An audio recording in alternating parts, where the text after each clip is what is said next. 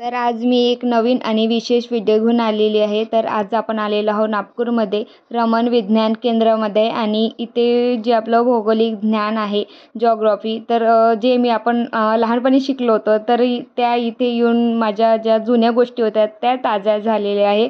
आणि इकडे दानिश ओवीची तर खूप मज्जाच आहे. सकाळ सकाळ शुभ सकाळ. कसं काय मंडळी, मजेत ना? मजेतच असायला हवं. मी प्रतीक्षा. शुभ सकाळ माऊलीमध्ये तुमचं अगदी मनापासून स्वागत करते. तर आता आमची तयारी झाली आहे आणि आम्ही कुठे निघालो हवी नाही माहिती. तुला माहिती आहे? सायन्स केंद्र, रमण सायन्स केंद्रामध्ये, जे की आपल्या नागपूरमध्ये आहे. आणि आता आम्ही तर निघत आहे आणि राव बाहेर. आता आमची वेळ झाली आहे आणि आता आम्ही निघत आहे. तर चला तुम्ही पण आमच्या सोबतच चला. जिथे दानिश असला आणि तिथे मस्ती होणार नाही असं कधी होईल का? जिथे दानिश नाही तिथे मस्ती नाही, जिथे मस्ती नाही म्हणजे तिथे दानिशच हा पोरगा नाही आहे. तर सगळीकडे तो आपलं कारनामे करून ठेवते आणि आपल्या जो म्हणतात त्या नावाचा गोटा तो टाकून ठेवते. आणि बघा इकडे इकडे आपलं शॉप दिसल्याबरोबर तो धावत तिकडे गेलेला आहे आणि त्याच्याच मागे मग ओवी. मग मला पण असं वाटलं की काहीतरी मुलांना घेऊन दिलंच पाहिजे. आता आजचा दिवस हा मुलांसाठी जगूया म्हणून म्हटलं. आणि म्हणून आम्ही राव आणि आम्ही एक निर्णय घेतला की चला मुलांचे काही मूड फ्रेश होऊन जाते म्हणून आम्ही इकडे आलेलो आहो.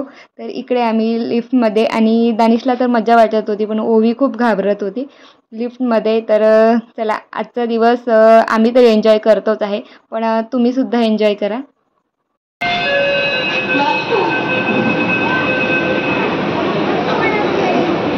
मुलं लहान लहान होती तर आम्ही बाईकवर बरोबर म्हणजे ॲडजस्टमेंट होत होतं. पण आता मुलं जशी मोठी होत आहेत तसतशी आता आम्ही म्हणजे बाईक घरी ठेवली आणि म्हणजे बाईकवर जागाच होत नाही आहे मला.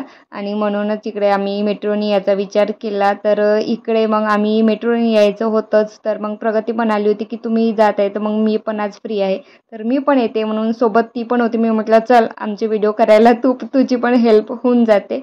तर म्हणूनच ती इकडे सोबत होती. तर चला आत्ता राव तिकीट करण्यासाठी गेलेले आहे आणि समोर दानिशचा एन्जॉय तर खूप पाहण्यासारखा आहे.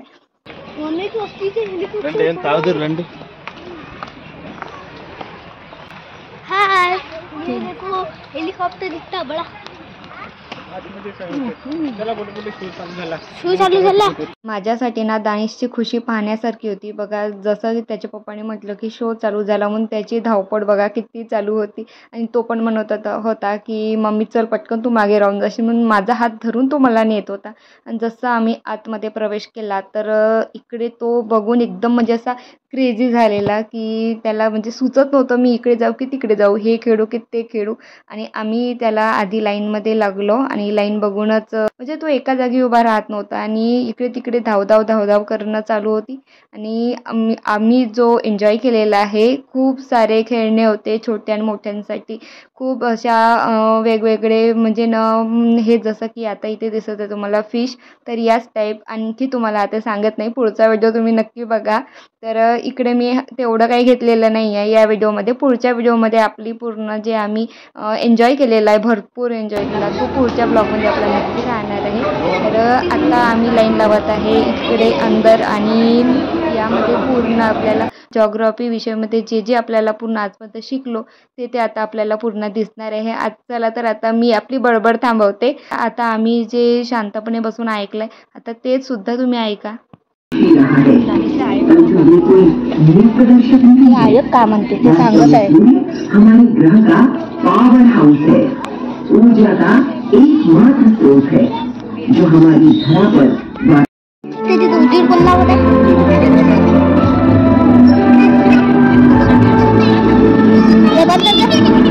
तू पाहिजे तिकडं माझं नाही चमकवलं मी. किती सुंदर गए होते ही प्रकाश की किरणें भूमि एवं महासागरों को अपने उष्ण आलिंगन में ले लेती है तथा घोर अंधेरे से हमें निजात दिलाकर पृथ्वी पर आश्चर्यजनक गतिविधियों का प्रारंभ करती है. विस्तारित करता है सांसों के द्वारा इसी ऑक्सीजन को हमारे शरीर में मौजूद कोशिकाएं भोजन को ऊर्जा में रूपांतरित करती है. हमारा अस्तित्व सूर्य पर निर्भर है. इस बात का ज्ञान होने से सदियों पहले मानव सभ्यता सूर्य के प्रति आकर्षित रही है. आकाश में इसका प्रज्वलित परिभ्रमण दिन ब दिन महादरमहा। इतिहास की शुरुआत ही मनुष्य ने सूर्य को सूर्य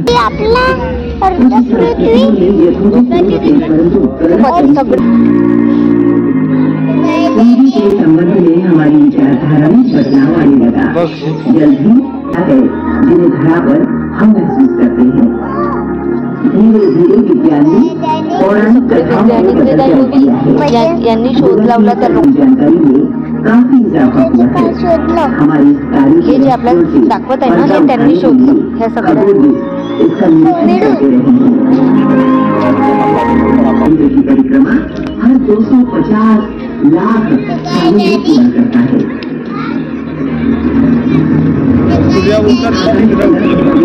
एवढे ग्रह हमने अन्य तारों की परिक्रमा करके हजारों ग्रहों की भी खोज की है।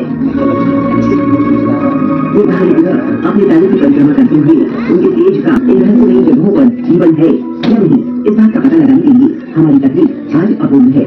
परंतु ब्रह्मांड में हम अकेले हैं या नहीं इस प्रश्न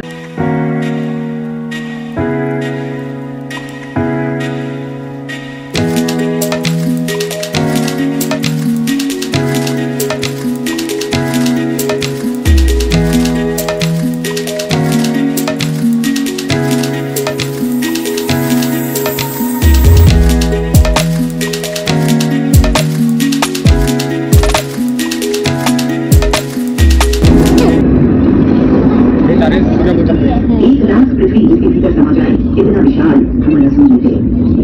एवढा गरम राहते सूर्य सबसे विशाल एवढा हा विस्तू राहते सूर्याच्या वरती बघ हा एवढं हे राहते ना नंतर नाही का म्हणून एवढ्या मोठ्या जनतेला तो प्रकाश देते देते का नाही सूर्य प्रत्येक अंधार होते ना होते का नाही। लगभग 5 अरब साल पुराना हमारा ये सूर्य अपनी युवावस्था में है। सौरमंडल के बाकी सदस्यों के साथ हमारे सूर्य की कहानी एक महाकाय धूम के बादल से शुरू होती है जो गुरुत्वाकर्षण की वजह से केंद्र की ओर एकत्रित होने लगा।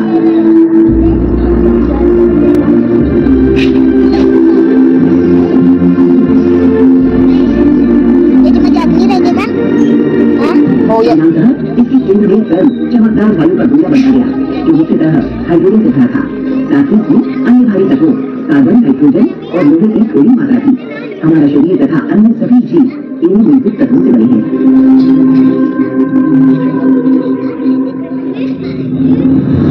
सूर्य हमारी धरा से बिल्कुल अलग है। हालांकि यह हमारी पृथ्वी पर ठोस नहीं है जहाँ हम पैर रख सके, फिर भी इसकी एक दृश्य सतह है।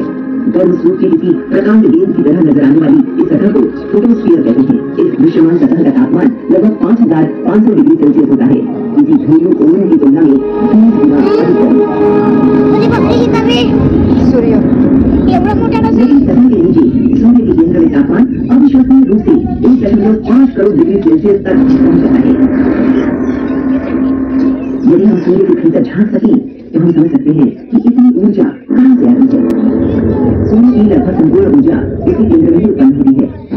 अत्यधिक ऊष्मा और दबाव के कारण केंद्र में हाइड्रोजन का रूपांतरण हीलियम के अणु में होता है और इस परमाणु संलयन की प्रक्रिया अति घट मात्रा में ऊर्जा उत्पन्न करती है। परमाणु संलयन की प्रक्रिया में हर सेकंड 600 लाख टन हाइड्रोजन का रूपांतरण 596 लाख टन हीलियम में होता है। आता सूर्यचंद्र दिसत हो हे बघ एवढा प्रकाश किती येते बघ आहे का नाही आगाचे गोळे असं असते सूर्य आहे का नाही गणेश कशाच्या अंदर तयारी आहे कोयतामध्ये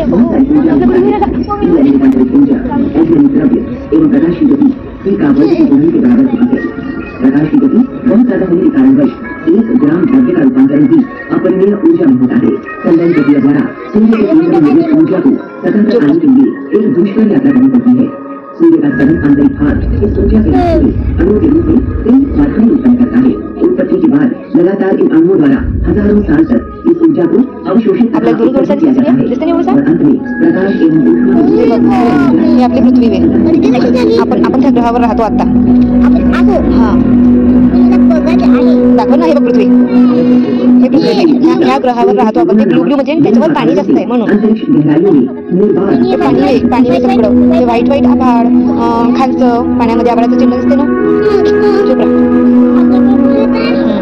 पृथ्वी की ओर आगे बढ़ती इन प्रकाश के किरणों का हम की इच्छा है पृथ्वी तल तक पहुंचने के लिए इन किरणों को ते ग्रहावर हे करते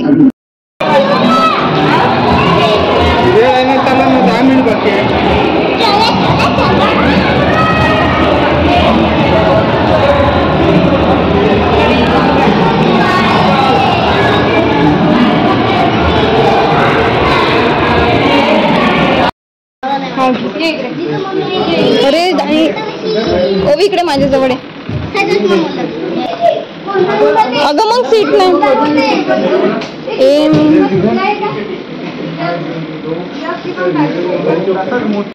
Asteroid Strucker, ejecting particulate matter and vapor into the air that block the sunlight indoors at this time.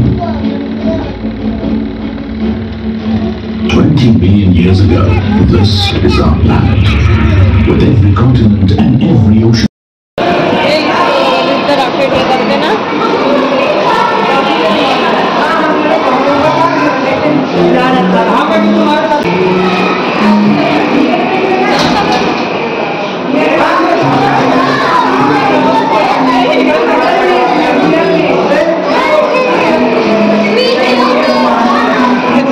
आरशामध्ये नक्की काय जादू आहे मला हे कळत नव्हतं आणि नंतर मग रावांनी मला सांगितलं की या आरशामध्ये बारीक दिसते आणि या आरशामध्ये आपण जेव्हा जाडं होतं तर तेव्हा कसं दिसतो तर या आरशामध्ये दिसत होते आणि ते मी बघून स्वतःला बघून हसत होते आणि ते मला जबरदस्ती करत होते की बघ तू जाडी झाल्यावर तू अशीच दिसणार आहे आणि खरं तर मला चक्कर येत होता हे बघून म्हणून मी पटकन साईड होऊन गेली आणि इथं आम्ही आलेलो आहो मूनवर आणि आम्हाला खरंच हे खूप आवडलं. मुलांनी आणि आम्ही भरपूर एन्जॉय केला. तो पुढच्या ब्लॉगमध्ये मी घेऊन येणार आहे. तर हा व्हिडिओ आवडला असेल तर व्हिडिओला नक्की चॅनलला सबस्क्राईब करा आणि पुढचा व्हिडिओ नक्की बघा. Thanks for watching my video. Bye.